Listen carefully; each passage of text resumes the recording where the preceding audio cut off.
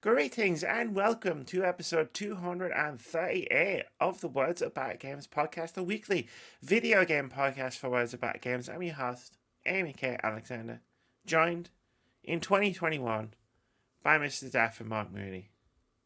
It's Friday. You know what that means, ladies and gentlemen. Howdly doodly do. I hope everyone is well, and I hope you had a good Merry Christmas and a Happy New Year. How could you not? I was reading about it. I could say a lot of things, but I was reading about it on Twitter, and January 1st, 2021 was the day that everything was going to get better, right? Like, that's what everybody kept saying. The new Game Plus has been splendid, Amy. And I put one tweet out just saying that maybe all of our problems won't magically disappear on December 31st, 2020, and it was incredibly unpopular. And here we are, 7 days into the new year, and there's already been a fascist coup attempt in the United States of America. The UK is now the most infected country in the world for coronavirus. First week hasn't even ended yet. It's yeah. Yeah. Yeah. I can't say anything else other than that. It really is, and everything like that. So yeah, it has been a week of something, Gamey. There's no doubt about it. For 2020, the first week of 2021 has been a very interesting first week. There's no doubt about that. It's set a tone, right? Like, it's set a tone. It has set a tone like never before. Yeah, like never before. I mean, and while we're on the subject talking about it, fuck Trump, fuck Ted Cruz, fuck that other guy who was, I can't remember his name. I saw him on CNN. He had raised his fist to the terrorists. The guy who was apparently 4 years ago trying to get loot boxes to be banned. Oh, was he? Yes, Jason Snyder tweeted out his article when he was working at Kotaku, and it has him on there and everything. Oh, wow. That's very intriguing. Yeah. Broken clocks are right twice a day. Yeah. Also, let's just remember, fuck the Tories. Fuck the Tories. And their voters. Fuck the voters. You know who you are. Fuck Boris Johnson, Matt Hancock, Gavin Williamson. Pivoty? Pretty Patel. Pin in the ass Patel, I call him, but okay. The bully Patel. That's it. The bully Truss was the one I was trying to remember. Bully Patel, yeah. Yeah. How many downvotes do you think we got already? Fuck racists, fuck sexists, fuck homophobes, fuck TERFs. Fuck J.K. Rowling, just for the heck of it. Let's get started with that right now. Fuck Graham Linehan. I'll bring one back from the past. Fuck Graham Linehan. Yeah. Father Terry wasn't that good. Fuck Johnny Depp. Fuck. Just for the heck of it. Yeah. Why did I have to sit through so many Pirates of the Caribbean, Johnny? Well, I like those movies. It's just not definitely like I'm still watching them, but yeah, he's a woman beater, so it's all right. I must have missed that one. Okay. Did you miss that? I retract what I just said. Yeah. I know anything about this. That, Amy. You missed that. Yeah. I won't lie, his ex-wife apparently ain't that good either, so whatever. I'm not getting into that. Fuck bigots. Just fuck everyone. And you know what? Especially fuck all the people on the seesaw level on Fall Guys Ultimate Knockout. Fuck Fall Guy creators for creating that level. Well, let's not go too far. Yeah, let's not go too far. We like that. Fall Guys is awesome. Fall Guys creators are good peeps. Good peeps. They're confused right now. They're nice. Difficult time. They're making money. No, it's a great game. We love them. So, but yeah, this isn't a political podcast. This is a video game podcast. I'm sure this is the last time politics will come up in this episode at all. Or in 2021 at all. Every single week we discuss news and announcements from around the games industry and gaming culture. I did a gulp there, and it was unintentional, but also when I read the thing, we're going to discuss gaming culture this week. There is a You'll see when we get to it. In this week's episode, I didn't do it on purpose, though. In this week's episode, we discuss a class action lawsuit CD Projekt Red is facing, Twitch pulling one of its emotes following domestic terrorism in America, Microsoft trying to buy Nintendo 2 decades ago, and more. Then, we'll give you a content drop where we recommend some articles you should read and some videos you should watch. We'll tell you what games are coming out next week. We won't give you our pick of the week. There's 2 games. One of them's a bike game, so neither one of us would have played that. And we won't play Open Critic head-to-head because there's 2 games. One of them's a bike game. That'll be back. So that'll be back in a couple of weeks before Hitman 3 comes out. But there are still timestamps in the description below the video on YouTube, so you still got those. So you can still click around the podcast. It's fine. It's fine. I deleted a section of the notes because I was like, this is now redundant, and I just mixed it all in with the headlines. It's fine. Fabulous. It's fine. Like I don't like redundancy. Fine. It's fine. I got my Bloodborne pendant. This is a necklace, which is inspired by Lady Maria's brooch from Bloodborne. Yeah, Moody's already sick of hearing me talk about Bloodborne, but in a couple of weeks, I always am, but why the hell not? In a couple of weeks, we're doing our favorite games of the last generation podcast, and also I'm making a video about it. It's incredibly long.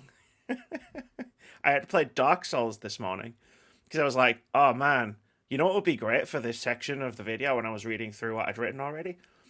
Like some Dark Souls footage would be good for this section of the video. Yes. So I downloaded Dark Souls and played Dark Souls for an hour this morning. I was like, woof. Sweet. Old game. Looks rough. Should we jump in? Let's jump in. We're going to start 2021's podcast the way we ended 2020's podcast by talking about Cyberpunk. Yay. CD Projekt facing class action lawsuit over Cyberpunk 2077 release. This is from Nicole Carpenter over at Polygon. He writes, my mouse isn't going to do a thing. I was like, it's Chromebook, right? But my mouse is connected to my computer. I was like, I'll scroll down. Oh no. Anyway, Nicole Carpenter writes, after a rocky Cyberpunk 2077 launch earlier in December, publisher CD Projekt is facing a class action lawsuit for alleged violations of federal securities laws. The lawsuit was filed in a California court by New York-based firm Rosen Law Firm. Rosen Law Firm said it filed the suit on behalf of investors that purchased securities like stock between the period of January 16th to December 17th, 2020. In the lawsuit, lawyers said CD Projekt Red made false and/or misleading statements about Cyberpunk 2077, which was released on December 10th for Google Stadia, PlayStation 4, PlayStation 5, Windows PC, Xbox One, and Xbox Series X. Lawyers are requesting class action status for the lawsuit. According to the suit, CD Projekt didn't disclose enough information that Cyberpunk 2077 was buggy and virtually unplayable on PlayStation 4 and Xbox One.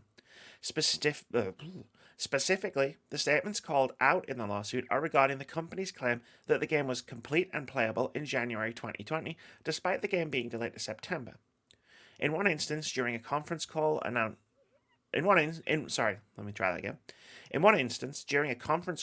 a further delay, CD Projekt president and joint CEO Adam Kaczynski said Cyberpunk 2077 responded to worries concerning the PlayStation 4 and Xbox One versions of the game.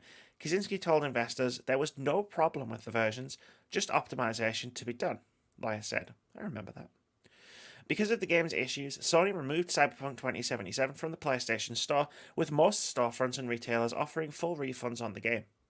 Lawyers stated in an accompanying news release for the lawsuit that the statements concerning the PlayStation 4 and Xbox One versions of the game were materially false and misleading.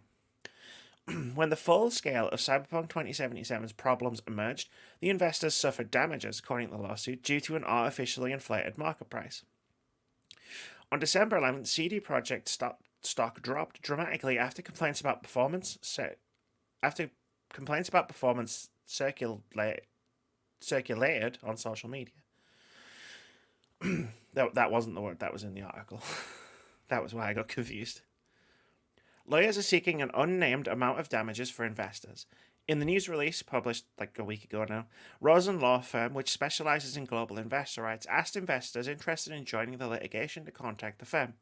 Polygon has reached out to Rosen Law Firm and CD Projekt for more information. A class has not yet been certified, Rosen Law Firm said. Investors in Poland are also considering a class action lawsuit, the New York Times reported. Another law firm, Wolf, Haldenstein, Adler, Freeman, and Hertz, is also investigating potential securities claims. On December 14th, CD Projekt apologized to players for the launch. The developer has been under scrutiny since Cyberpunk 2077's rocky launch, though the game has also been criticized for transphobic marketing, as well as mandatory crunch during the game's development. We're still talking about Cyberpunk? Seriously? Like, I thought that ended after 2020 finished. No. And not all of our problems, surprisingly. All of the problems in the games industry also didn't magically disappear. Wait, what? That's what I was promised at New Year. I know, right? Dude, fucking Twitter, man. Like, you can't trust people on Twitter. Wait, we can't trust Twitter?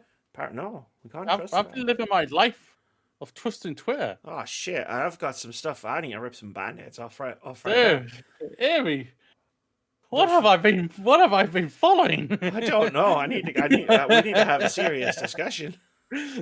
Oh no. Are we surprised again, Sued? No. Really? Are we actually surprised? No. Let's not. Honestly, I have to ask this to everybody who will listen to this. If you are surprised, what rock have you been under? I can understand if you've stayed under the rock for the first 7 days of 2021. I won't lie there. I don't know. I think January 1st might have been okay. I feel like I'm remembering January 1st. No, wait, hold on. That was when they announced the lockdown. The morning of January 1st was okay. And then I feel like it was just duck and go. Lockdown was announced on the 3rd. Was it? I vividly. Oh, it was. Yeah, no, sorry. Yeah, no. Yeah, Yeah. you're right. You're right. Yeah. You're right. Yeah. It wasn't the first. So, and let's just be frank, we know probably more lawsuits are coming for these guys, and they deserve it because of what they did, do, everything. And it's an absolute shit show. When literally Sony removes the game, literally saying, yo, we're taking your product off our console. You can go screw yourself. Oh, okay. We are okay. We don't mind if your game's not here. Oh, okay. You're gonna tell people who have bought the game on our system that they can have refunds without asking us first. Cool. Mm-hmm. Well, then we're gonna stop selling your game. Yeah. We're PlayStation. Like, why would you need us, PlayStation? Yeah. You need us, No, PlayStation. no, they don't. PlayStation is way bigger than Cyberpunk or CD Projekt Red. Like, and regardless of what any fanboys or even people who work at CD Projekt like think or thought before the release of this game, it was not the second coming. Yeah. I resolved quite early on in 2020 to not play that game, and you know what? I was fine. I played Bloodborne twice. She did. I played Desperados 3, which was really a PlayStation published game, which I feel like enhances my point even further. Yeah, that's true. Yeah. At the end of the CD Projekt Red ended a start in 2020. How they ended that start in 2021. How they ended 2020. A shit show for fire. It's a shit show on fire, basically. So it's going to be a shit show for them for a long time. Do you know what really pisses me off about this lawsuit though? What? Like, of all the lawsuits that CD Projekt could potentially face, of like from all the different like interested parties, like it pisses me off that this is the one that's most likely to like yield, like to for them to lose, for CD Projekt to lose, because it's the investors, right? Like any consumer based lawsuit would be difficult to argue because CD Projekt offered refunds on the product, right? So any damage done could have been reversed. Whereas with the investors, they lost a shit ton of money because the stocks went down because CD Projekt were caught in several of, in hindsight, obvious lies about Cyberpunk 2077, which inflated the price of the stock, which then went down. So the the investors' money was gone. I don't feel bad for the investors that their money's gone. They're very rich. Like, they'll be fine. Like, and it pisses me off a little bit that this is the one lawsuit that's probably going to work. Probably, yeah. And that is annoying, vexing, pain in the ass and everything. But Because, yeah, hey, Cyberpunk sold 13 million copies. CD Projekt, gonna be fine. yep. It's gonna be like it's gonna be they need to stay quiet for the longest time here, and just concentrate on getting this game fixed and get it into the condition it should have been released at minimum. Don't even. We know you're working on the next game and everything like that. You shouldn't even be thinking about that right now. Or anything. You should just need to be thinking about this, getting this sorted, and staying quiet. Do what No Man's Sky did. Stay the fuck quiet and just put her on, getting the game fixed, chuck it out, and go boom. We're back in a great way. We'll still call you out for all your crunch and everything like that, but we'll also celebrate you if you come back and do it right. But you'll still get called out for all this bullshit you've done. But just Cyberpunk, man. Seriously, CD Projekt, man. Long ago, you were the one, ladies and gentlemen, the Cyber CD Projekt. Everyone thought you were the one anyway, and then you turned out to be EA and Activision Everyone. and Ubisoft. Oh God! Not quite. Well, we haven't heard much about if they're similar to Ubisoft yet. But oh God, I jinxed it already for them. That was Meg. Never mind. I can't believe I skipped an Assassin's Creed game. And I felt And fine. a Watch Dogs game. Yeah, You skipped 3 big Ubisoft, quote unquote, big Ubisoft AAA titles last year. All came out in the last 3 months of the year. Oh yeah, Immortals was the thing as well. Yeah, December. I hear good things about it, but I never got around to playing it. Even though I have it installed, I really need to uninstall it on my PC. I love that. I really need to play it. I really uninstall that. It's taking up hard drive space. Something like that, yeah. I just bought 7 games. Like, I should really install some more instead. Yeah, I've got games I already know I like, so let's get into these bastards, eh? The whole reason I've been playing Bloodborne so much and talking about Bloodborne so much is I'm just gonna force Moody to play it one of these days. Oh, I would love to play it. I'm laying the groundwork. Yeah. September, Amy. All right. Just whenever No you one get your knows PS5, what that means at all. just whenever you get your PS5, you're good. Like, you just download it. It's a PS Plus game. Yeah, September. That's my.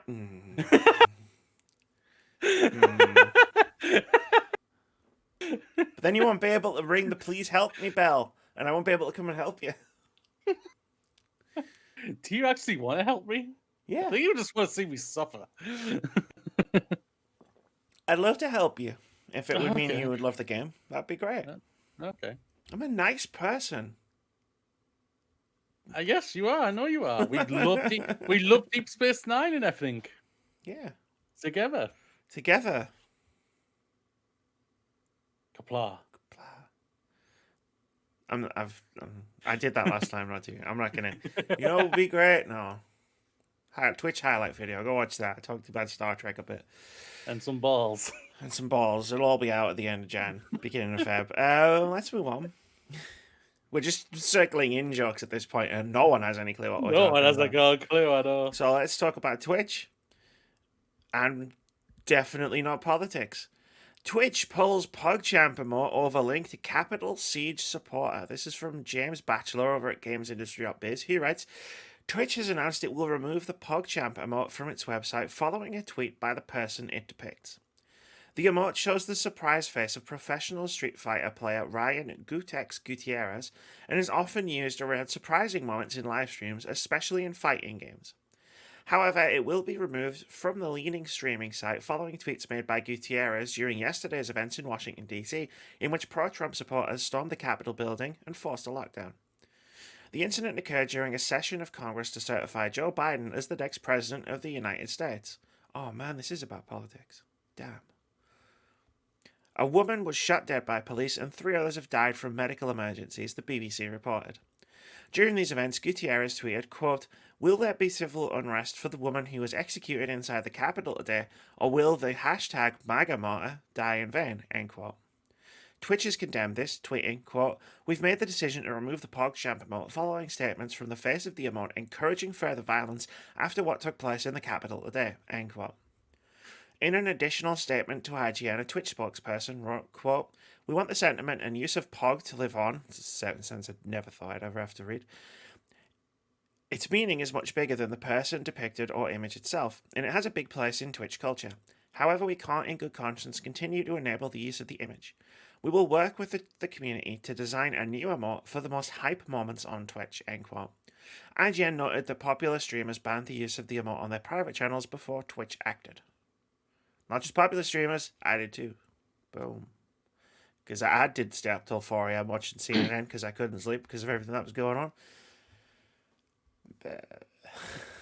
I'm tired. I bet you are indeed. Okay, one, I had no idea what this was about when I saw this. I saw rumblings about it, but I was just like, oh, I thought it was just like some made up. I thought I knew of the face of the little emoji and everything like that, but I didn't realize it was like of a professional Street Fighter player or this guy or anything like that. I had no idea. I literally was just something thought was just made up for an emoji and everything like that. I had no idea. This is great that they're doing it. Get rid of it. Doesn't need to be championed anymore or anything like that. You can change it up and update it. It's a good thing. Hopefully, I'm just gonna be frank here. Hopefully, Street Fighter professional organizers for tournaments and everything like this will do something about this guy as well, saying, you're not welcome here anymore, blah blah blah, or something like that. Stop him from doing that all in all. Hopefully they would have blocked him or shut him down on Twitch in general and everything like that. Hopefully, and Well, we'll see about that. I'm not sure. I guess you're gonna correct me here. I don't know. I don't know if they will. There's a whole thing involving a guy called Ryan Hayward, and sexual abuse allegations. It's a whole thing.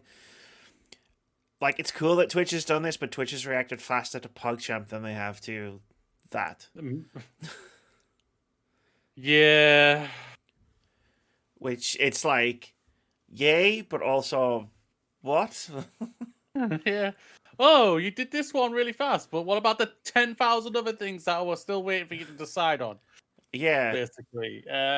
Also, what about much. that guy who randomly just was streaming while walking into a urinal? What was his name again? Oh yeah, that guy. I can't remember. No. That was weird. Yeah, streaming from a bathroom. It was someone, Mr. Respect one, and he was like, yeah. He was like a professor or something, I think. Yeah, nothing but respectful and everything. Yeah, I know. Yeah, it's just like, hopefully all those things that I've said will happen. Because this person doesn't deserve anything left for him, basically. Oh, God, no. Fuck Nazis. Honestly. Yeah, fuck the prick. But that's also, at the same time, will Twitch do anything else other than what they've done? We'll see. We'll wait and see. Well, they're going to keep the spirit of Pog, the sentiment of Pog alive. Do you ever feel like you're just living in a simulation and the simulation has ran out of memory? Like, I think that every day. I've memory felt leaks. like that for the last 7 days. So. Like, I feel like the last few years has just been like one big memory leak, and like the glitches are starting to just get more and more severe. Yeah, started somewhere like 2016. Yeah, give or take June 2016. I'd say probably around about then. I thought it was January. No lie, but never. No, it was June. I remember. I was stayed up. I think we're thinking a different thing because I'm thinking Trump's for organizing when he got elected. No, I'm thinking then. No, I was thinking Brexit. Oh God! Also, no, yours was Brexit was first. Brexit was first, yeah. So mine was a year after. Yours was in November. Yeah, but I'll never forget when the Brexit vote was. It was June. Oh, hell yeah. It's June 2016. I was staying up watching all the numbers moving, and I was playing Mighty Number 9. It was a thoroughly disappointing night for many reasons. June 23rd, 2016. Oh God, it was terrible. It was a horrible night. But we got a deal, Amy. We got a deal. That's what we've been told. Aye, sure. Whatever. Fuck That Brexit. won't impact us at all. We've been told this. We've been told this. You can add that to the list from the beginning. Fuck Brexit. Mm-hmm. Yeah, I'm interested to know what the spirit of Pog is. I might have to do some research. It's this, isn't it? Hype. Isn't I that? think it's just hype. I think that's all it's supposed to be. Oh, I thought it was literally this. Which is totally not in itself becoming a toxic thing. That two very smart people might have talked about on a podcast at the end of 2020. This hype is great. There's nothing wrong with hype. Oh, she can't be smart, people. I did. I did. 2021's on and up. It's on and up. 2021's on and up. All right, is that all it took? Jesus. Remember, you asked me to be if to be on. I didn't hire you so much as you just turned up. You kept asking, and then never left, and that makes you very smart because you wanted to be on this podcast. I like talking movies. I said movies there. I do that on a Sunday, ladies and gentlemen. You were the first person I didn't have to convince to do this. You just did it. That's great. And now I don't even need, like, you're also the first person I don't need to continuously remind when we're recording. Like, I didn't mention this podcast at all, and I just hit call on Discord at 8 o'clock on Thursday night, and you picked up. I was like, yep, man, this is just how it is now. Love it. This is how we do it. Let's raise the mood. Yeah. But yeah, fuck white supremacy, fuck Trump, fuck fascists, all that. Fuck Tory voters one more time, just for the heck of it. Yeah. Anyone who wants to get on their high horse about the events currently unfolding in America, who lives in the United Kingdom, don't throw stones in glass houses, because this country is no better. Oh, definitely not, yeah. Microsoft, though, tried to buy Nintendo 20 years ago, but they had just left their asses off. What a headline. This is from Wesley Impool over at Eurogamer, who writes, in an oral history on the creation of the original Xbox published by Bloomberg, those involved with the console reveal they tried to use Microsoft millions to secure Xbox exclusives and actually met Nintendo to see if they would consider being acquired. But according to Kevin Batchus, former director of third-party relations, that meeting didn't go so well. Quote, Steve Ballmer, ex-Microsoft CEO, made us go meet with Nintendo to see if they would consider being acquired. They had just laughed their asses off.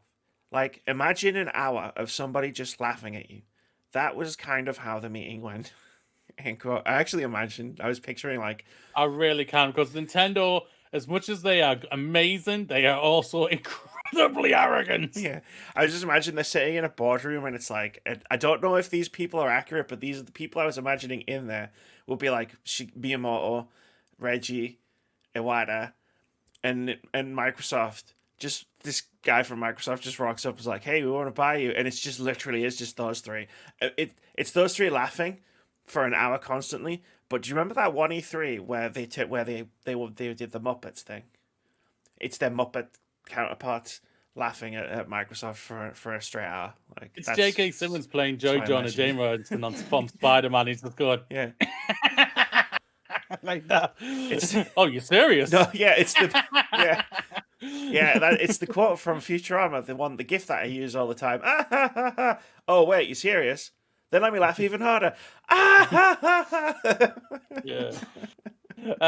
So hold on. So basically, there's more. There's more. Okay. Yeah. Then head of business development Bob McBreen revealed that Microsoft also met with Nintendo in January 2000 to work through the details of a joint venture in which Xbox would build the hardware for Nintendo games to be played on. That one too didn't work out. Quote, we actually had Nintendo in our building in January 2000 to work through the details of a joint venture where we gave them all the technical specs of the Xbox, McBreen said. The pitch was their hardware stunk, and compared to Sony PlayStation, it did. So the idea was, listen, you're much better at the game portions of it with Mario and all that stuff. Why don't you let us take care of the hardware? But it didn't work out, end quote. So basically, Nintendo basically created their biggest rivals in the gaming industry, because obviously with the whole thing with Nintendo and PlayStation before I was going to PlayStation say came they out, did it. Yeah, they already did that. yeah, and it's basically not the same, but also pretty much the same of that. Well, But they had their arrogance basically just went, all right, we're just going to do it ourselves, and we'll do it ourselves, and they did, and they have done that. And yes, Nintendo are basically outselling them when it comes to the consoles and everything like that. When it comes to the Switch, they're doing it incredibly well. But my goodness, I just think it's really funny that Nintendo created their two rivals. How arrogant they were. pretty Oh my much. giddy aunt. That's brilliant. I love that. I really do love that. That's fantastic. Yeah, pretty much. I mean, the Xbox was going to happen either way, right? But Yeah. it is interesting to note that first they tried to buy Nintendo, and then they tried to partner with Nintendo. And it sounds like the partnership thing might have actually like had some legs before it fell apart, Yeah. because he's saying like, but it didn't work out, rather than just saying they laughed at us for a straight hour in a boardroom somewhere. It's going to be interesting to see if they're still the same Nintendo that they were 20 years ago. Probably not, because they have grown a little bit, but they still show a lot of arrogance throughout with what they do with their games and everything like that. So, like I know, like a lot of people have been thinking that Nintendo will probably have Game Pass on their system sooner or Yeah, later, and then like no. that. No, they won't. I've been 50-50 with that, but after reading this and listening to this and discussing it with you here, it's just like, this makes me go, nah. No. Nintendo just like, nah, Nintendo, no way. Nintendo won't have Game Pass purely because they don't have control over what games would then be going into Game Yeah, Pass, which would then be that's being true. played on their system. It's the Yeah, sole reason why they wouldn't do it. yeah. Like it's fine. Like Nintendo are arrogant. I mean, all three other console manufacturers are That's pretty the best arrogant. I was gonna But say, yeah.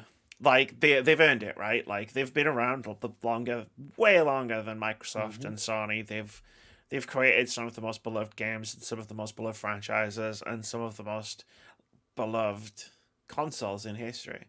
Like Microsoft could never launch a new theme park, like, and have people actually want to go and visit it. That is true. Like they couldn't. Sony might be able to, but it would be a weird theme park, and you definitely wouldn't be able to take your kids to most of it. Until Disney buy them and then they put it in their theme parks. Oh god! But it'll just be Ratchet and Clank. Can you imagine Disney having like Disney World has a Bloodborne section, or like a God of War section, and it's just Kratos ripping dudes in half. They're throwing a new section to their Disney Plus app that's called Stars. It's Yeah. basically all rated R content. Yeah. So they'll just have that for their theme Exactly. park. The rated Over R in the section. corner. It's like Yeah. we've already got one like really successful subscription service. Should we just add all of this this non like kid friendly related content to it? No, let's make it more convoluted and have an entirely separate app for that. Hell yeah. We could just have a kids channel like Netflix did. No, it's a separate app. We don't want people to realize that, we condone via. I don't know. I really don't know much about Disney. I try not to on purpose. It's fine. So I'm gonna bail on this on this metaphor. I remember it was a big deal before the Switch came out, when there were a lot of supposedly smart video game commentators would keep saying, Nintendo should just go third party and put their games on Xbox and PlayStation. And, I thought they might if the Switch didn't succeed. I mean, we'll see. I think there was always that chance if the Switch wasn't being as successful as it is now. Yeah. It's not for me, but yeah. Then we never get like HD Rumble. Which meant if we never got HD Rumble, we probably never would have haptic feedback in the DualSense 5 because Sony would have had no one to copy. Shit. The shade. Deadly shit. The You should shade. clip this out just for that part alone. Should I just make a list of all the things Sony has copied from someone else? And hey, you do you, Sony. Just don't pretend like you invented it. No, Microsoft are doing Much. it. They're asking people. Oh, wait a minute. No, they're asking people, do you want haptic feedback Yeah, in your yeah. controllers? Do you want Yeah, haptic so feedback? Microsoft are doing it. Like, yeah, yes, obviously. Like, it's the one thing everybody's praising the PlayStation 5 for. Like, the only people who wouldn't want that in an Xbox controller or deluded fanboys? Like, it's great. The thing is, if it gets put into the Xbox One, that gives the AAA developers more efforts to use it, because that's why I think a lot of people have been a little bit worried about that. Sony boys would have to pay a little bit extras to get them to use it, or they will just not use it in general if they didn't pay for it or whatever. So Sony's in this weirdly unique position. Well, actually, it's not weirdly unique. It's actually Microsoft that's in a weirdly unique position. But like Sony's PlayStation exclusive games, at least in the PS4 era, are market leading games. Like the idea that there's probably going to be more PS5s than Xbox Series X's. We need to come up with a good acronym. There's more Xbox. People are going to buy PS5 over Xbox. There already was an Xbox. Or the X series. We're talking about it now. But like there's more of a chance of third party developers like putting stuff like that in the game, especially considering again, it's the one thing everybody's raving about the PS5 for. That and loading times. And Demon Souls. And Spider-Man. I think a lot of people have enjoyed Spider-Man. Yeah, alright.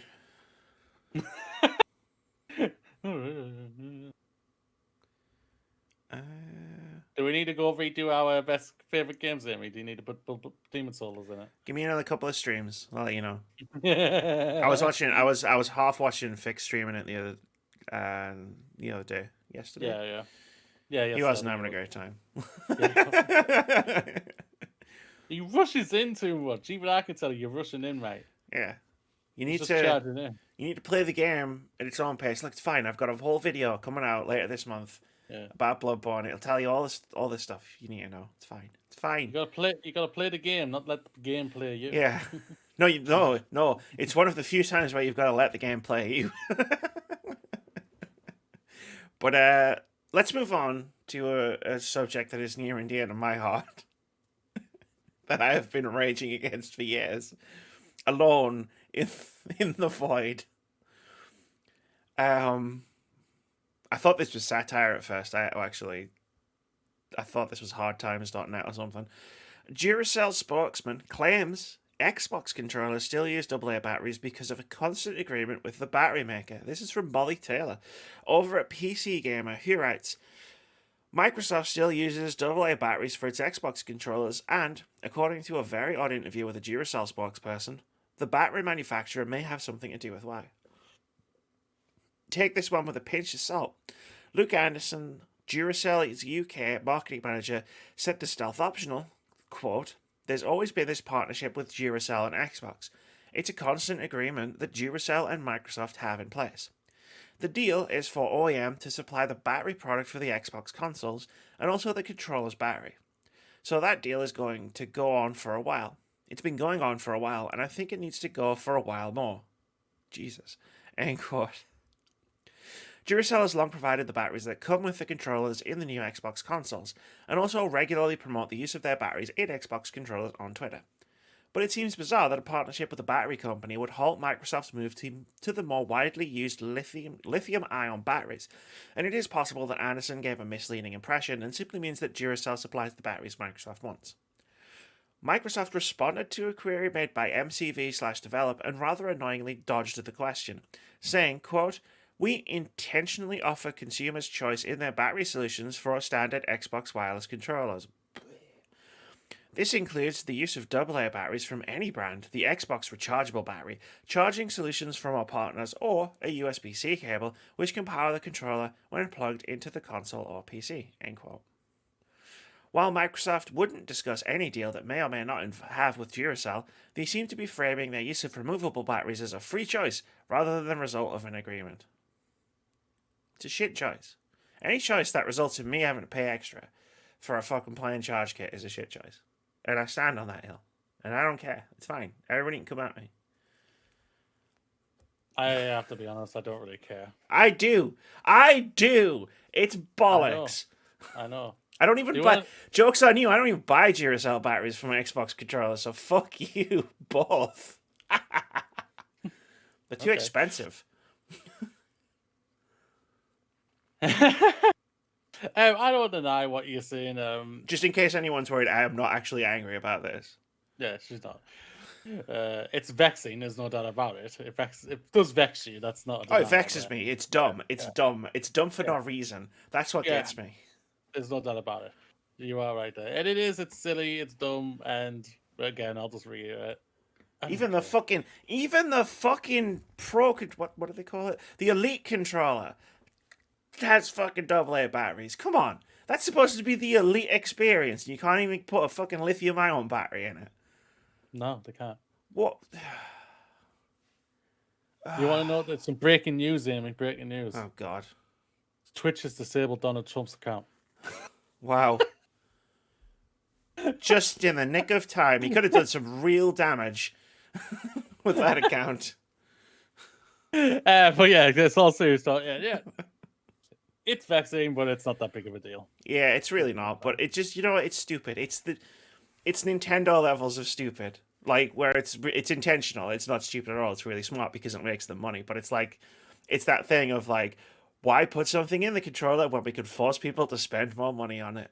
Yeah, it's the same thing as all three of them do it. PlayStation, Nintendo. PlayStation do it, but I don't need batteries or an extra like attachment, like a plain charge kit to keep this thing powered. I could just plug it into the PlayStation. I know, but they all do it, so they just Microsoft are doing it. It's like even more. It's like, yo, we could just put this in there, or we could have that separate and get them buy batteries instead. Yeah. Wait, do we help? And then Microsoft goes, wait, do we make batteries? And then someone at Microsoft goes, oh no, we don't actually make batteries. And then someone else at the meeting says, wait, didn't we pledge to be carbon negative as a company? Yeah, we actually did do that. And aren't batteries really bad for the environment? Yes, but look at all this money. Yeah, all this money. It's so beautiful and green and corporations suck. Capitalism. You gotta love it. That's one I didn't add to the beginning. You can add that to beginning. Fuck capitalism.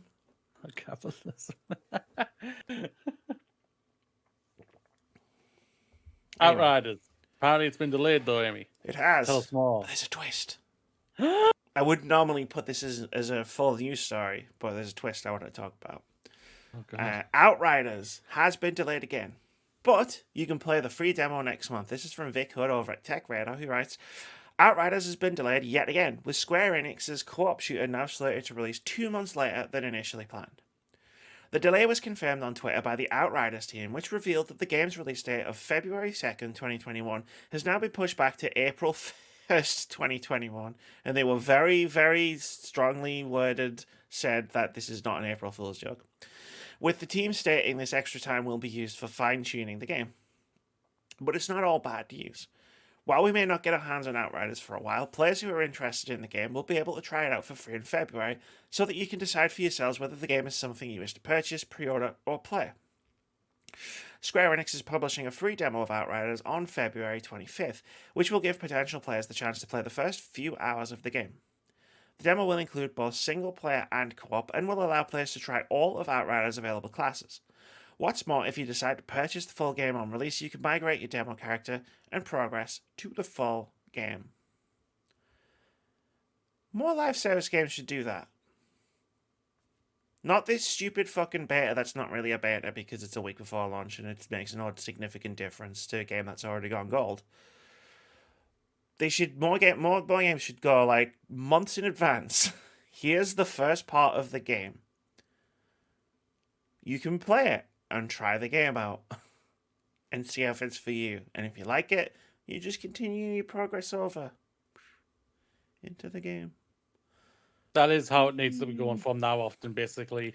For all developers need to be doing this, especially if you're doing a live service game, no doubt about it. You are spot on there with that. And yeah, I'll say right now, Outriders, I hope you're not crunching your team here all the way to April and everything like that. But I'm sure a Jason Snyder article will come out sooner or later if that happens. And we'll bitch about it then. But yeah, you're doing this right. This is a fabulous thing. Obviously, Square Enix, that's obviously saying, what lessons can be learned from Avengers? What lessons can we possibly learn from Avengers? Well, it was rushed, it was broken, People didn't have enough content. Yeah. We'll do all of those things the opposite. Yeah, for our For next one that comes Outriders, out. Yeah, for for the Outriders. non-premier IP, we'll do Yeah. all of it right the next Yeah. time. Do us a favor, Moody. Yes. Freeze. Okay, that should be seamless.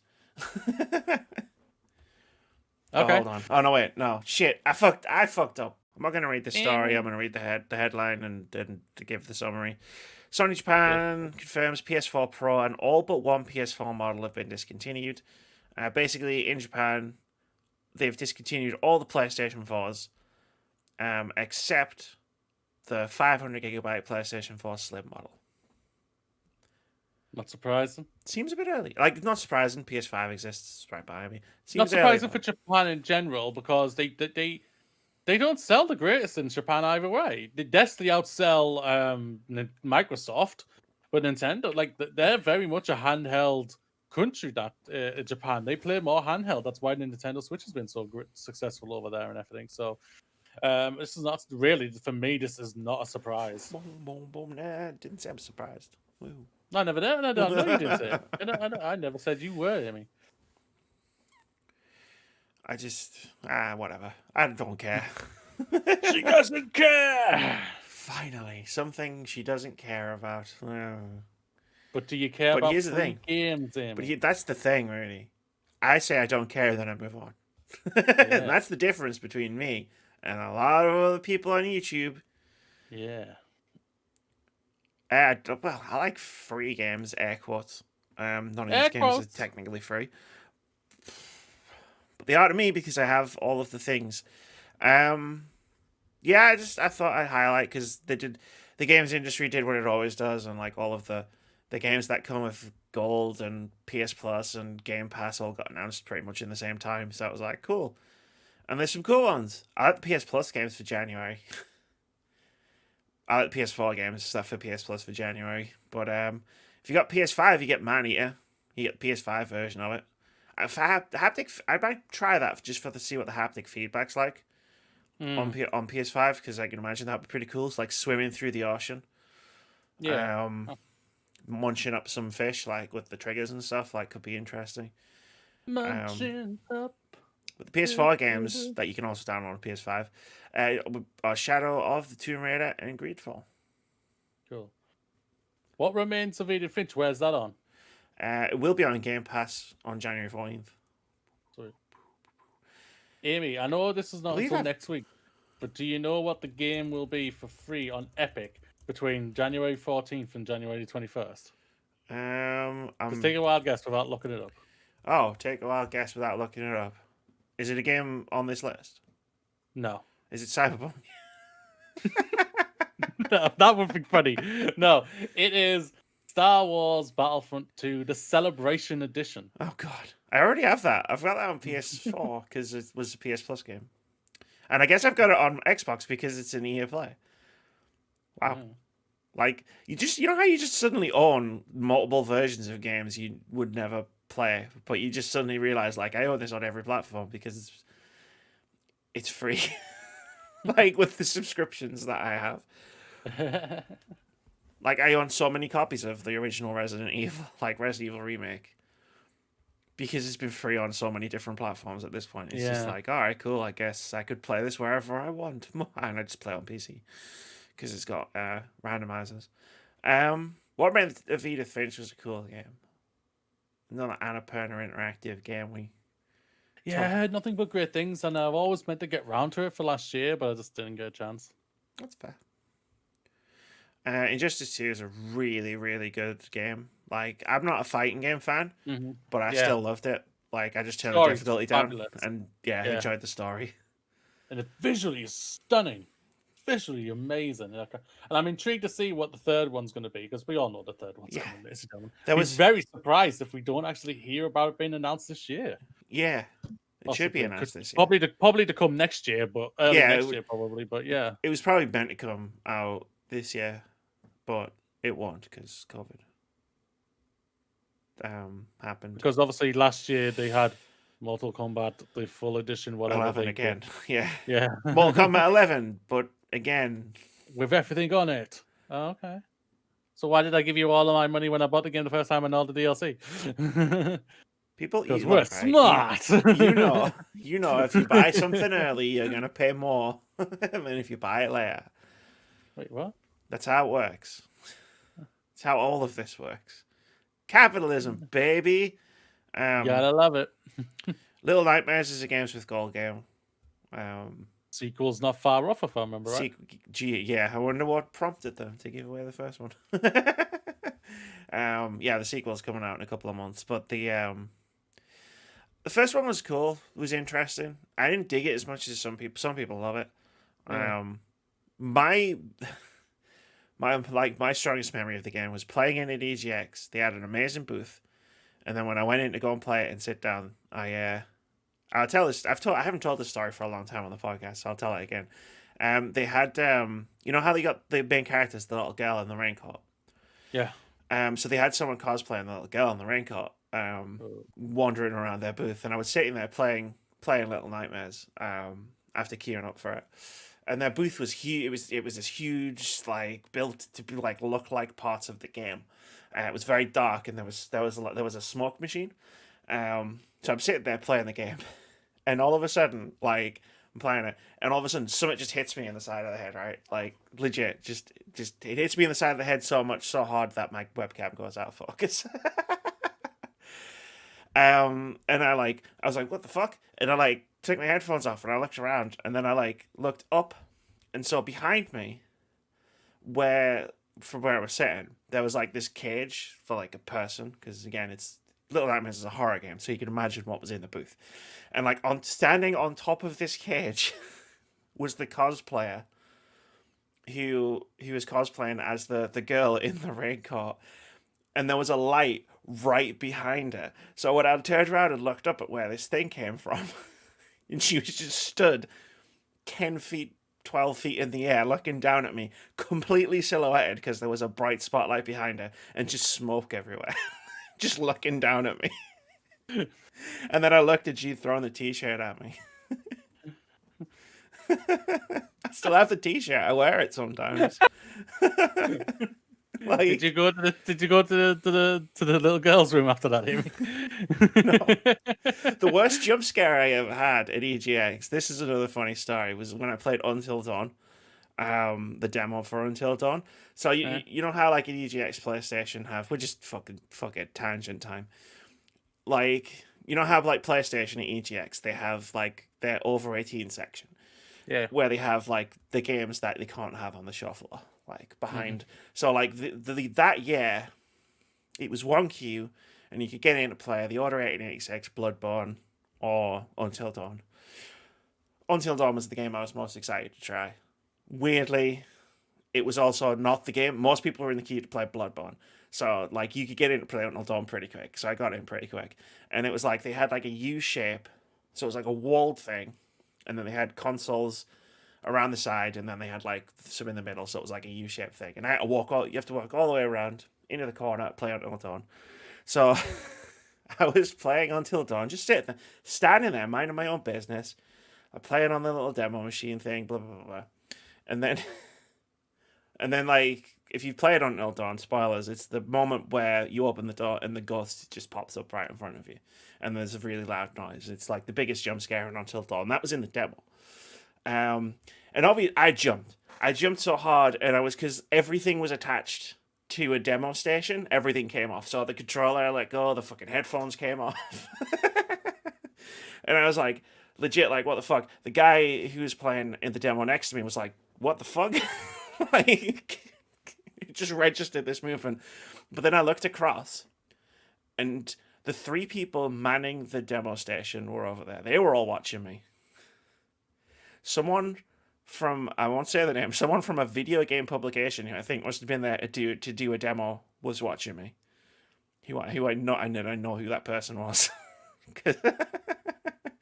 And there was like two people, I think from PlayStation, were watching me. And the guy came over to me. Like, they were all laughing. They were all pissing themselves laughing. And the guy came over to me afterwards, and he was like, yeah, I saw you just at the part where the jumps, because he'd obviously seen this demo like thousands of times. He was like, I saw you were just at that part, so I called everybody over.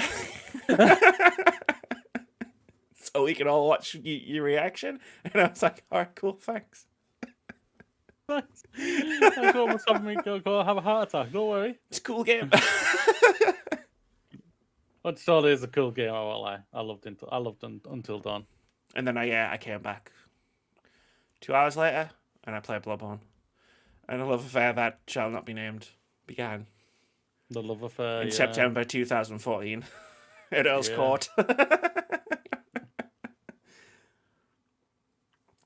And then I played the RA86, and I was like, woof, that's not a good game. People are going to be disappointed by this. Oh, God, what have they done? But Bloodborne, that was cool. Yeah. That Until Dawn game, that was scary. Yeah, and Bloodborne's the one everybody still talks about. Got 2 news stories again. I'm not going to read things. The first one is Nintendo has acquired, or is going to acquire, Next Level Games, who are the developers of Luigi's Mansion 3. Also surprising. Super Mario Strikers. And Metroid Prime Federation Force. Not surprising. Like I said, Luigi Mansion 3 was a huge success.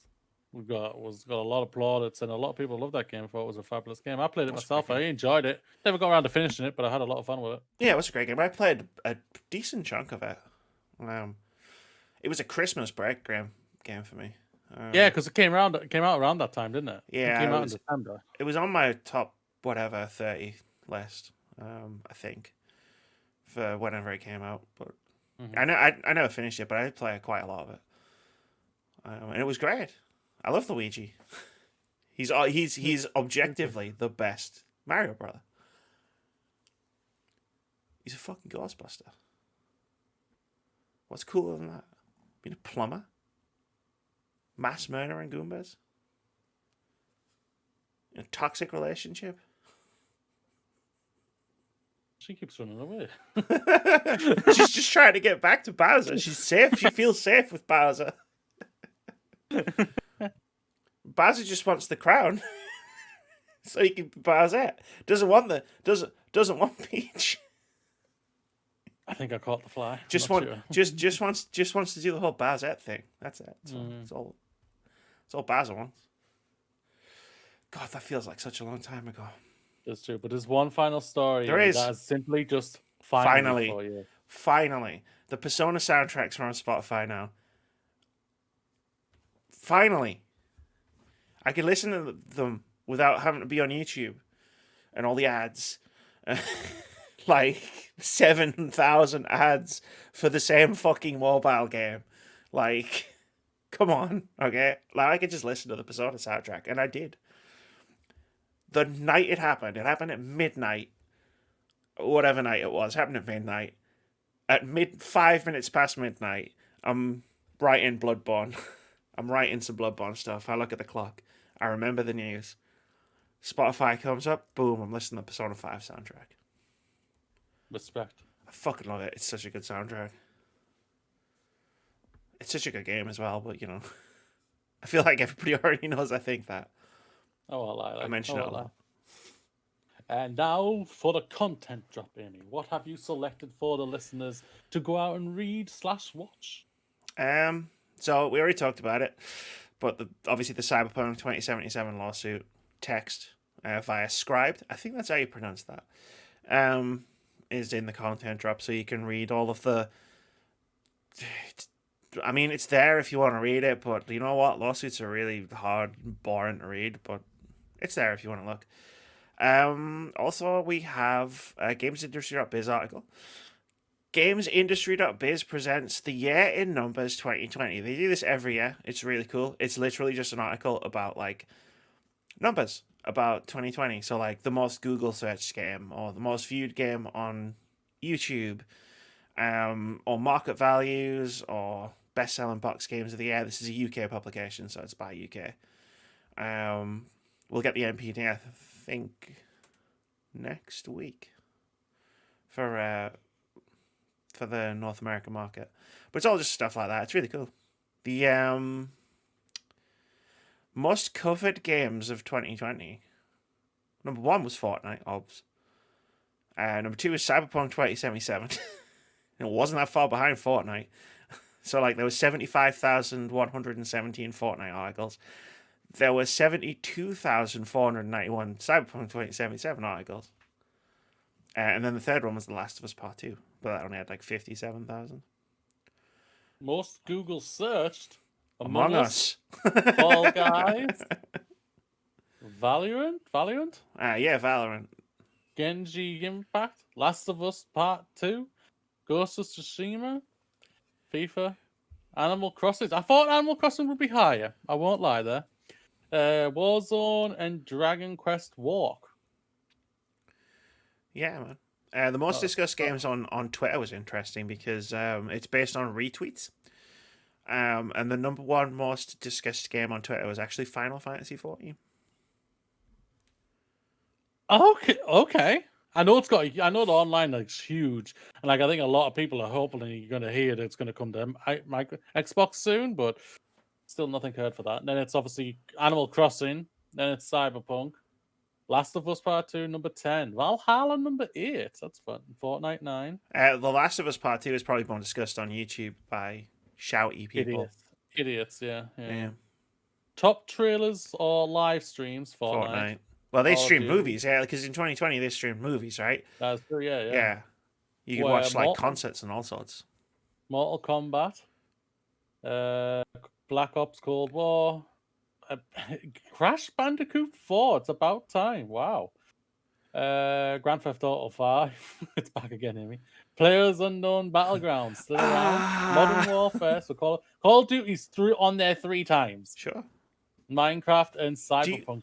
Am I weird? Am I weird for doing this? But I sometimes go back and watch really awesome trailers, like for old stuff. I do that for films. So no, you're not weird. Cool.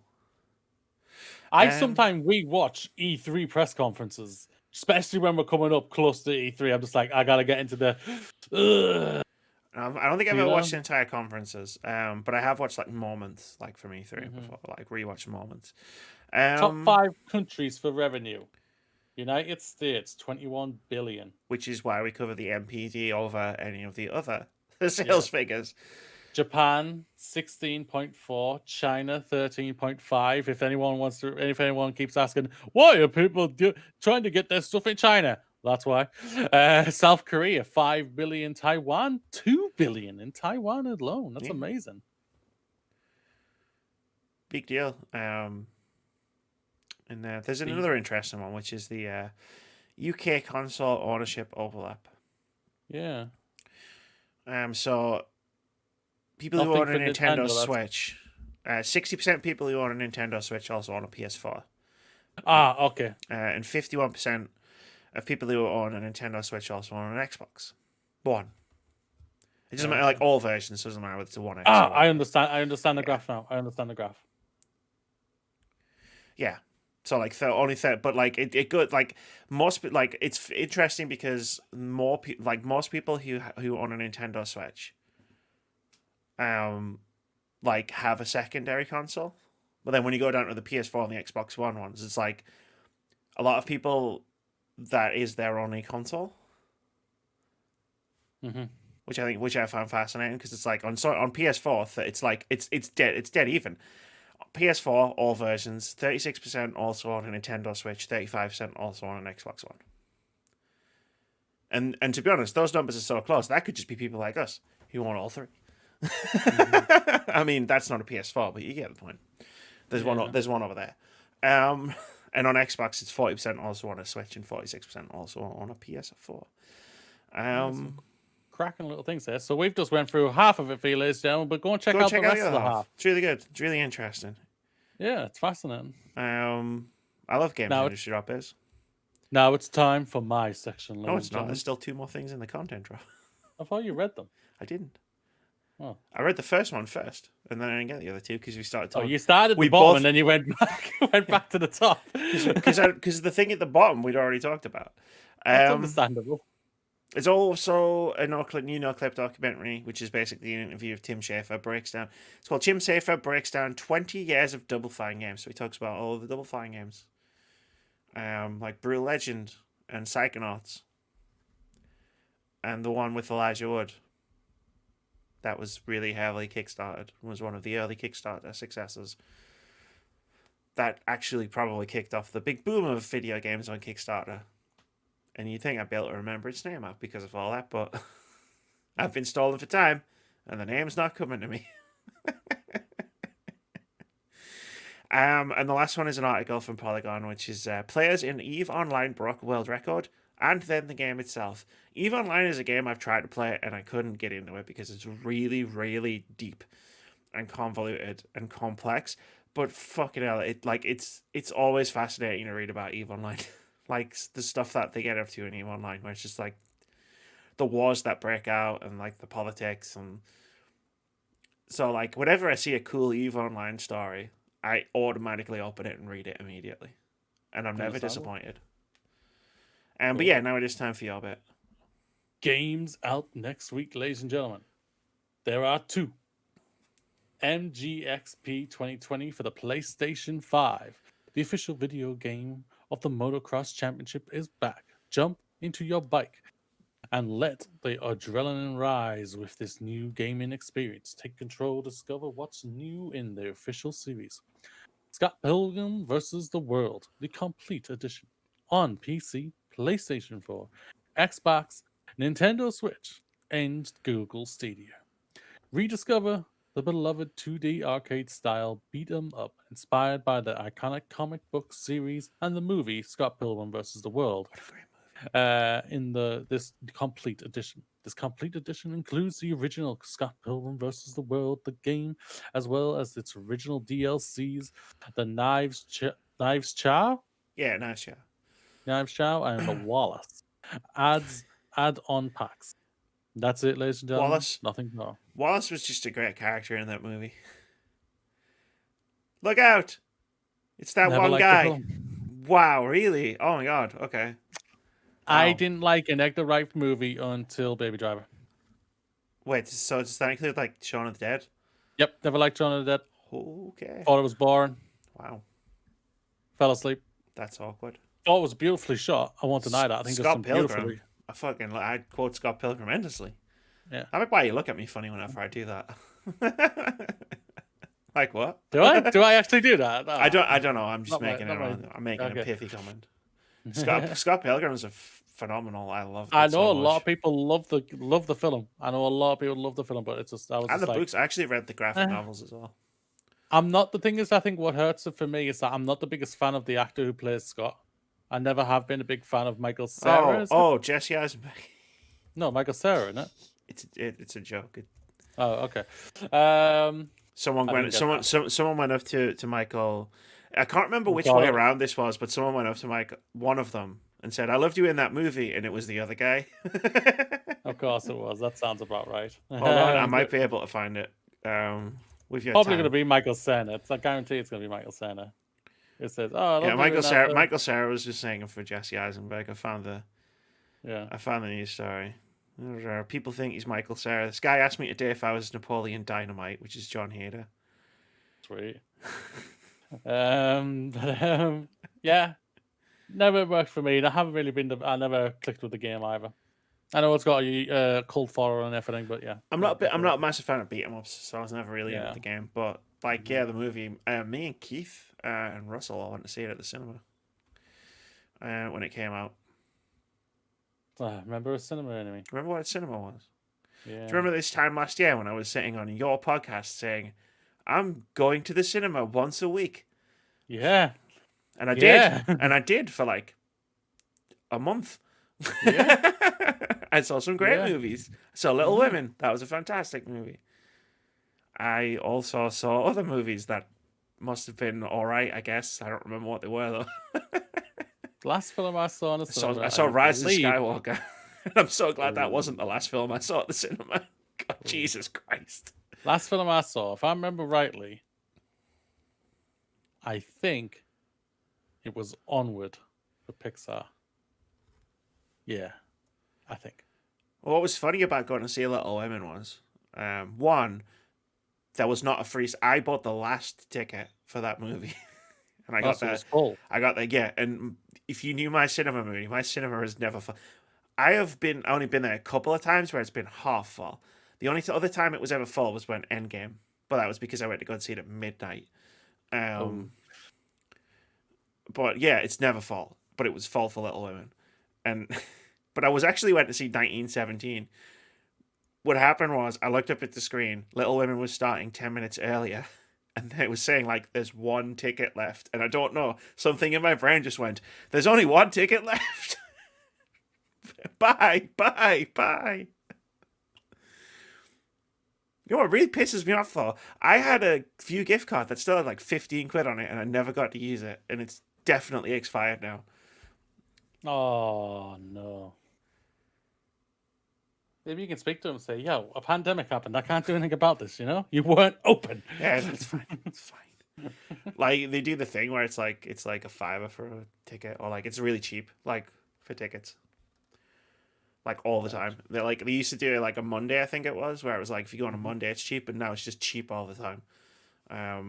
Because they sent me a bunch of massive emails like that brief period where everybody thought COVID was fine and the cinemas reopened and they were like, come to the cinema, and I was like, hell no. Not even for Ghostbusters? Not even for Ghostbusters. And that still hasn't come out, so. No, I mean the original. They were showing old films. Yeah, yeah. Oh, yeah, I forgot So about like, that. yeah, it was like not even for Empire Strikes Back, and I'll admit, I was a bit tempted. for about 5 seconds, Yeah. I was tempted. I won't lie. I think I might have risked it if they said, you know, you saw the original in the cinema. How about its sequel movie, Aliens? And I would have been like, oh, you I know, right? bastards. It's like, oh fuck, you bastards. they're doing outdoor cinemas around here now, and I like. One of my friends went to go and see The Grinch over Christmas. And that sounds like a really cool idea. I need to find someone with a car who I could socially distance with in the car, so they'd have to want a limo. Or Hummer.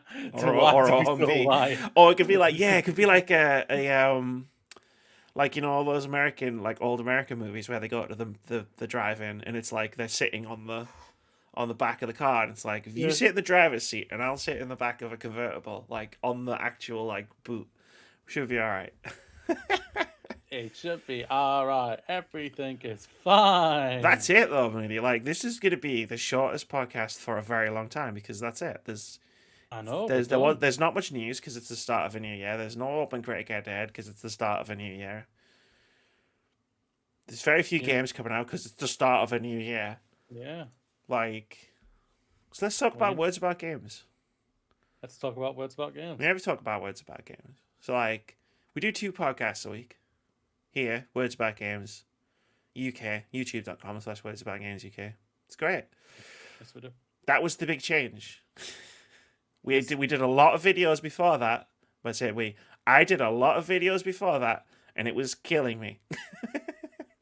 It was indeed. So I made some very smart decisions, and I know they're smart because Mooney told me they were smart. And like for like the last few months of 2020, we did this podcast and we did the weekly review podcast, which is now 12 episodes old. Just came back on Monday. We did our Game of the Year 2020. Go and check it out. We talked about 32 games, I think. Give or take, yeah. And it was a case of, let's get to the end of the year, just doing these 2 podcasts, and then for 2021 we'll figure out what else we're gonna do. Whether it is just we do 2 podcasts, or we do more stuff. And obviously, me and Rudy have had conversations about the stuff that we're doing. Mooney knows a bunch of stuff that I'm working on. I'll be honest, everybody does. I've been talking about it to everybody. So much so that April thought my game of the year was going to be Bloodborne. You've talked so much about it, Amy. It's so good, but there's a reason I'm talking about it at the moment. So the big thing for me for going forward for the channel is I'm going to be doing more retrospective videos. I did 3 last year. I probably would have done more, but it was one of those things where it's like when we changed to just doing the podcasts, I forcibly stopped myself from doing literally anything else as far as like content went. Yeah. Even though I could have quite happily done more of those retrospective games. So yeah, over Christmas break I played Bloodborne. One person on Twitter said I should make a video about it, and that was all the encouragement I needed. For that to be my first retrospective of the year. I've got 3 planned out because I feel like there's going to be the long ones, which is what Bloodborne's going to be, because it's a big game, which is going to have a big video. And there'll be shorter ones for shorter videos, for shorter games. And then there'll be ones where I talk about multiple games in a series or like by a single developer.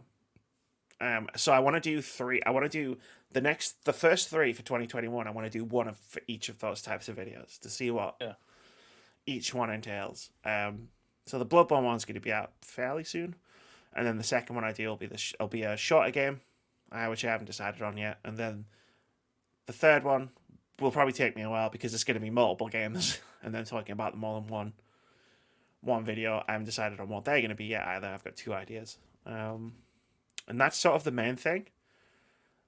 And I guess for everything else, we're just kind of we're feeling it out right now. We've got a lot of ideas. We need to figure out which ones we're going to do. Fantasy Game Critic, we need to organise that. That's going to be a thing. Because that was a lot of fun last year. But the thing is, you and me are ready for that. It's the other 2. Keith asked me about it when we were playing D&D. So oh wow, he's on the ball. We might have some competition. We'll see. See if they're getting anybody else in either as well. We might get more people in. You never know. Back on streaming on twitch.tv/wordsaboutgames. Streamed twice this week, and I'll be streaming on Saturday night. Yes, for Among Us. And that is going to be a lot of multiplayer games, like Among Us. We played Fall Guys. B and Moody played Fall Guys. I would love to play more of that. We will probably play more of that. We'll probably play some more Phasmophobia. Yeah. Other multiplayer games, either ones that come out throughout 2020, we might play it together. Or just in general, like I'm sure there are other multiplayer games we both have that we might end up playing. And then beyond that, it'll be. I mean, I put Demon Souls in because I had it, so I feel like it's going to be there's a category of what I'll stream on Twitch, which is whatever I fucking feel like. Basically, yeah. Where it was like I thought about it all that day when I said I might stream Demon Souls tonight, and I've been thinking about it. Like I really want to play it, and I really want to stream it because it forces me to sit down for a few hours instead of just for like 20 minutes. And then you messaged me saying Fall Guys, and I was like, no, I've really got it in my head to play Demon Souls. And then we played Fall Guys the next day, and it was great. Yeah. But also, like, I'd maybe stream the games that I'm doing retrospectives on. Like, maybe. See how you feel, really, yeah. But I feel like the games that I play on Twitch literally will just be whatever the fuck I feel like. Like, because I've tried to chase trends and whatever and play games that are popular and do things that are popular and try and collaborate with other streamers, and I'm tired. I'm done with that. I'm tired of it. I just want to play games and have fun. Yeah. Like, if we're able to, like, get probably more people on, like, we played Fall Guys last night, I think it'll be even more crazy and bonkers. And that's all we really wanted to do, isn't it? It's like, just play a game and enjoy ourselves. And like that's what happened last night. You enjoyed yourself when you played Demon Souls the night before, and we always enjoy ourselves when we play Among Us and everything. So yeah, like Among Us Saturdays is like a thing where it's just like we know so many people who want to play it. It's like, sorry, I knew so many people who want to play it, and I thought I can't remember when it was. It must have been before October because the footage that I had for Game of the Year was from Halloween, because it had all the Halloween decorations up. And like there was so many people I knew who were like, oh, I'd love to try it, that I just decided I'm gonna fucking do something about this and just bring everybody together. Now it turns out we have too many people. Just a little bit. But it was like, fuck it, like I'm never in a position where I can reliably get that many people to play a multiplayer game with me. So like the fact that it's like I recognize the situation where it's like, but if all of us band together, we could play this game, and it's great. I love it. And I think like we're probably may sometime in the future go back to Apex a little bit. Like we know we're basically waiting for it to go to next gen, but also waiting for it to go do. They said they're doing the cross progression thing, aren't they? I hope so. I think we're all hoping to waiting for that to come out, and then we'll all probably be back onto that because I don't really want to install Apex on my PC and then all the stuff I've done on Xbox just be complete and bought basically as well, because I've put quite a bit of money into that as well. Yeah, like It's it's not. got cross play, which is great, but like right You now we're need all on to, Xbox. Like yeah, you want to go on your PC, which yeah, is fair. I want to get it on my PS5. You know what I mean? yeah. Like I don't And like Keith, whatever he and wants to Keith, do. I don't know, whatever Keith does, Switch, Keith Switch. does. It'll be a Series S. I guarantee he'll buy a Series S.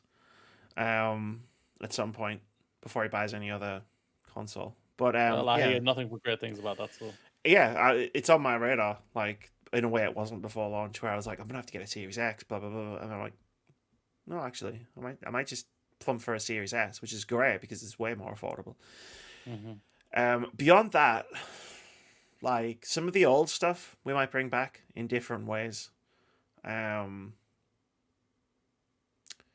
we've been talking about doing some other stuff, but like at the moment, we're just talking about stuff. But like more different content is coming. hopefully, yeah. Hopefully, like it's April, we can have another discussion at the end of the podcast again and bring up more ideas, what we're thinking, or more things that are set more in stone and everything like that. What I want to do is because like the next big thing for me is doing more retrospectives, and those are going to be very much on a schedule of whenever they're done. Like I've been writing the Bloodborne video for about 2 weeks now, and that is such a better way to write a long video than trying to hammer it all out in one go. Definitely, Like yeah, I've take been your going back time. to it, doing this, going back to it, doing this. I was just saying it earlier in the podcast. Like I played Dark Souls this morning because I was writing a piece of the video, and then I went, I'm talking a lot about Dark Souls. Some Dark Souls footage would be great here, so I went and got some. Like because I own the game on PC, the original, not the remaster. Yeah, I also had to delete a sentence where I was like, I haven't played Demon Souls on PS5 yet. It's like, wait. sorted it. I have. But yeah, it's Correction. like that. We like ideas that I know have been kicked around is we want to bring back friendly debates, but we want to make the format a little bit different. There was a talk about maybe potentially streaming once a week on Twitch. That's something we're gonna probably talk about in private. But like everything that, so you won't see too many more different videos coming out because we're taking our time to like make sure we have an idea, we think the idea Yeah, through, and then we'll put it out there. yeah. Rather than Like just for going, me, rather than just doing what every YouTube channel does in January and goes, we're announcing 7 new shows, and then half of them don't work, and it's a disaster. pretty much, yeah. Like, yeah, streaming. I'll have to have a look at that. I've got OBS downloaded because I need it for college anyway. But yeah, I can definitely look further into it. And I have got actually a set where I could probably do it on a certain day where I probably wouldn't be disturbed and I wouldn't be worrying about taking the internet. Basically, I wouldn't have to worry about taking the internet then. So, but we Daytime will. streams are also an option. Well, I think it'll be something like that. I think one week it will be a day's die stream, and then the next week it'll be a nighttime stream type That's of cool. mentality. But I think Yeah, it's gonna. But but yeah, we'll still have to have a look into that. I yeah, need to I've know what. got a list of stuff How, on my phone. Me and Moody are yeah, talking. yeah, We're yeah, talking to other people. I've been talking to other people as well about yeah. like guesting on podcasts and whatnot. Yeah, like we've all. It's a crazy time right now, ladies and gentlemen. But we have got things on the way, and we've had a lot of fun. So But the foundation, I guess, the best part to do about this is apart from Twitch is back. Go follow on Twitch. You don't have to subscribe. It's fine. And also, video essays, long video essays with tons of jokes in them that probably only I'll get, but it's fine. It's fine. Is like the foundation that we laid last year when we decided to switch to just doing 2 podcasts a week is solid. It's not going anywhere. yeah. The experiment was a success. It worked really well. We both love it. The only thing on that front is we might expand it to sometimes bringing other people in to talk about stuff. The only time things will possibly change is not until September. Like obviously, I go back to college for my final year at September, and who knows what type of my schedule is then. But things might be different at that time anyway for us all in general anyway. So Yeah, we will, but that we'll get to that. We'll hit that. we'll hit that in. That's future Moody and Amy's Yeah, problem. right now, right now, We're only we 7 days we're into 7 days 2020. into Hell Yeah, Part 2, 3, New game, 4, 5, whatever the fuck it is. new game plus. New Game plus 6. I think we're on now. But yeah, that so we just it's a nice thing to talk about at the end of the podcast, and then we're gonna hang up. I'm gonna go pee, and then we're probably gonna talk more in depth about this stuff. But what I've learned that it's not a good idea to talk about things that you're planning on maybe possibly doing in public, because then there's an expectation that you actually do those things. Oh yeah, neither one of us are gonna guarantee anything for public right now. No. Like, I guarantee you to I stream like, more, and I guarantee you to do video essay retrospectives. yeah. That's it. That's all I'm guaranteeing right here and now, and the 2 podcasts a week. Until both of us can come out and say we are both vaccinated, nothing's gonna change right now. But that's going to do it, I think, for a nice and short entry into 2021. Let's play some more Fall Guys.